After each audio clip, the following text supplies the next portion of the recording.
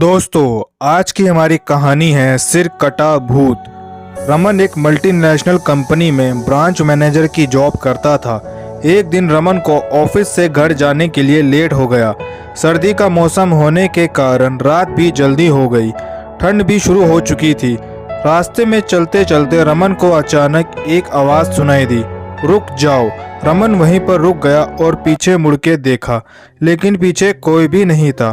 फिर से वही आवाज़ सुनाई दी, सामने देखो। जैसे ही रमन ने सामने देखा तो उसे जमीन पर कुछ चमकती हुई चीज़ दिखाई दी। रमन दौड़कर उस चीज़ के पास गया और देखा तो यह कोई साधारण चीज़ नहीं थी, बल्कि एक चमकता हुआ हीरा था। उसने वह हीरा अपने हाथ में लिया। उसकी चमक देखकर रमन की खुशी का पार न रहा, लेकिन रमन को कहाँ पता था कि यह कोई साधारण हीरा नहीं बल्कि एक मायावी हीरा है। अचानक उस हीरे में से आवाज़ आई, अगर तुम्हें और हीरे चाहिए तो इस जमीन को खोदो। इस जमीन के नीचे बहुत सारे हीरे हैं। रमन खुश हो गया। उसने उस हीरे को अपनी जेब में डाला और ज़मीन को खोदना शुरू किया। करीब 2 फीट खोदने के बाद अचानक रमन डर के मारे चिल्लाने लगा।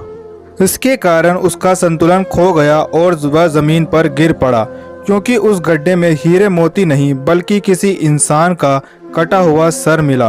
अचानक वह सर हवा में उड़ने लगा और बोला, डरो मत, मैं तुम्हें कोई हानि नहीं पहुंचाऊंगा। मैं तुम्हें बहुत सारे हीरे ज़ेवरात भी दूंगा, बस मेरी बात ध्यान से सुनो।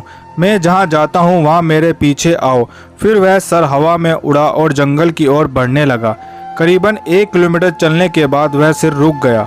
रमन भी रुक गया। फिर उस सर ने रमन से कहा कि इस ज़मीन के भीतर बहुत सारे हीरे मोती जवाहरात छुपे हैं। इस ज़मीन को खोदना शुरू करो। रमन खुश हो गया और उस ज़मीन को खोदना शुरू कर दिया। खोदते खोदते उसे ज़मीन के नीचे हीरे मोती तो नहीं मिले, बल्कि उस सिर का कटा हुआ धड़ मिला। उस सर ने कहा, अब तुम्हें एक आखिरी काम करना है, उसके बाद मैं तुम्हें मालामाल कर दूंगा। तुम्हें कहीं से भी 1 लोटा खून लाना होगा।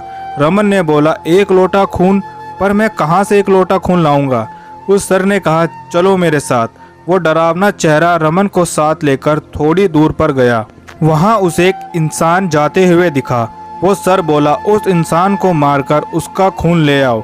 रमन डर गया और बोला, नहीं नहीं, यह मुझसे नहीं होगा, मैं यह नहीं कर सकता। अगर तुमने यह काम नहीं किया तो मैं तुम्हें बहुत बुरी मुसीबत में डाल दूंगा, फिर तुम्हारी पूरी ज़िंदगी नर्क बन जाएगी। रमन ने हाथ जोड़कर उसे कहा, मुझे माफ़ कर दो। अगर मैंने उस आदमी को मार दिया तो पुलिस मुझे गिरफ्तार कर लेगी और मुझे जेल जाना पड़ेगा। उस सर ने अपने तंत्र मंत्र की शक्ति से एक छुरी और लोटा प्रकट किया और गुस्से से बोला, अगर तुम मेरा यह काम नहीं करोगे तो मैं तुम्हारे पूरे परिवार को मौत के घाट उतार दूंगा। रमन ने मजबूरी में आकर उस आदमी को मार डाला और उसका खून लेकर उस सर के पास गया।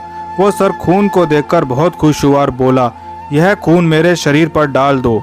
उस सर के कहने पर रमन ने खून को उसके शरीर पर डाल दिया। फिर कुछ ही देर में वो कटा हुआ सर उस शरीर पे जुड़ गया। यह सब देखकर रमन की हालत अब खराब होने लगी। वो उस भूत को देखकर काफ़ी डर गया।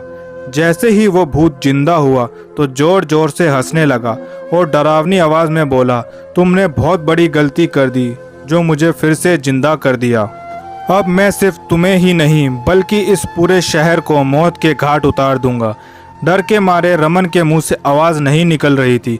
वो अपनी जान बचाने के लिए वहां से दौड़ा, लेकिन उस भूत ने छलांग लगाकर रमन को ज़मीन पे गिरा दिया और बोला, मुझे बहुत भूख लगी है, अब मैं तुम्हारा मांस खाऊंगा। जैसे ही उस भूत ने मांस खाने के लिए आगे बढ़ा, तुरंत उसका सर धड़ से अलग हो गया। रमन समझ नहीं पाया कि आखिर यह चमत्कार कैसे हुआ। जब रमन ने पीछे मुड़ के देखा तो एक अघोरी बाबा खड़े थे। उस अघोरी बाबा ने कहा, जब तुम उस आदमी को मारकर उसका खून ले जा रहे थे तभी मैंने देख लिया था और समझ गया था कि कुछ तो बुरा होने वाला है। इसीलिए मैं तुम्हारे पीछे पीछे यहाँ तक चला आया और मैंने अपने मंत्र की शक्ति से उस भूत को फिर से मार दिया। अब तुम निश्चित होकर अपने घर जाओ, अब तुम पर कोई खतरा नहीं है। आज भी रमन जब उस बात को याद करता है तो उसकी रूह कांपने लगती है।